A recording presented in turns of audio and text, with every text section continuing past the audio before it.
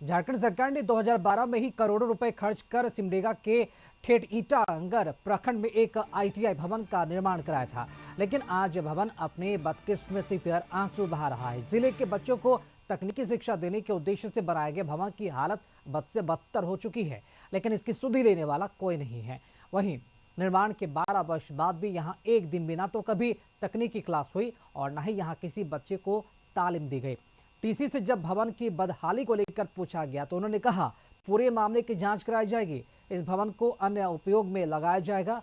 बड़ा सवाल उठता है कि करोड़ों खर्च कर यहां पढ़ाई शुरू क्यों नहीं की गई। सरकारी संपत्ति की बर्बादी के लिए आखिर जिम्मेदार कौन है? अब यहाँ के बच्चों को तकनीकी शिक्षा भी कैसे दी जाएगी?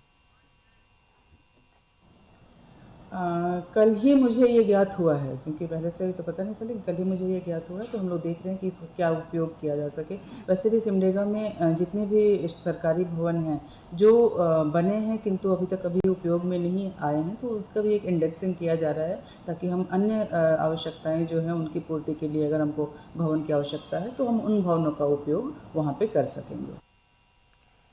तो करोड़ों खर्च कर आईटीआई भवन बनाया गया, लेकिन अब इसमें पढ़ाई भी नहीं हो रही है। तकनीकी पढ़ाई की बात हुई थी, लेकिन अब आईटीआई भवन जो है जर्जर बन गया है।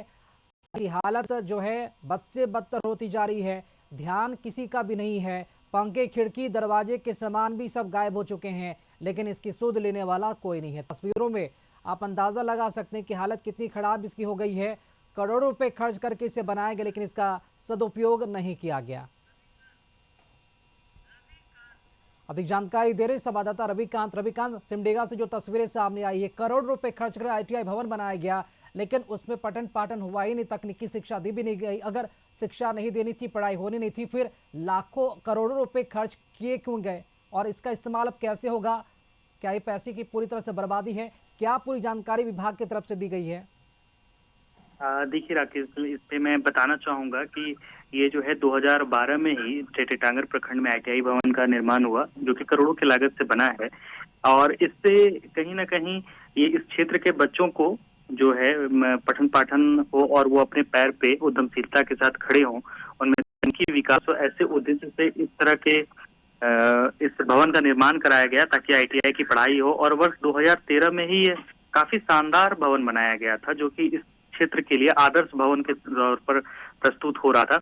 लेकिन जो है विभागीय उदासीनता समझिए या फिर तकनीकी व्यवस्था की जो उदासीनता है कि इस भवन में आज तक एक कक्षाएं नहीं हुई और करोड़ों के सरकारी लागत से बनी हुई इस भवन का जो है कोई उपयोग, सकारात्मक उपयोग नहीं हो पाया।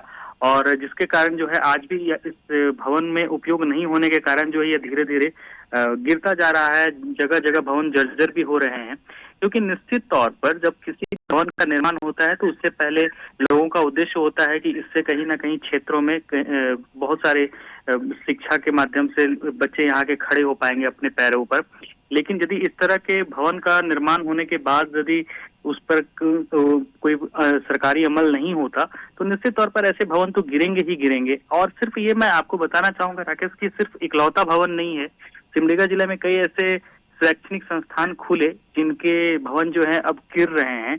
लेकिन इसके प्रति जो है सरकार का उदासीन रवैया ही कहा जा सकता है, जो कि इस क्षेत्र में जो कि युवा हैं वो बाहर से जाकर के निजी संस्थानों से आईटीआई कर रहे हैं। और जो इस जिले में आईटीआई कॉलेज है उसके आईटीआई कॉलेज का ये जर्जर स्थिति कई एक प्रश्न चिन्ह को खड़ा करता है। जी चलिए, शुक्र रवि खबर पर जानकारी देने के लिए आपका। तो जो तस्वीरें सामने आई है उससे तो अंदाज़ा यही लगा सकते हैं कि करोड़ रुपए को पानी में डुबा दिया गया है।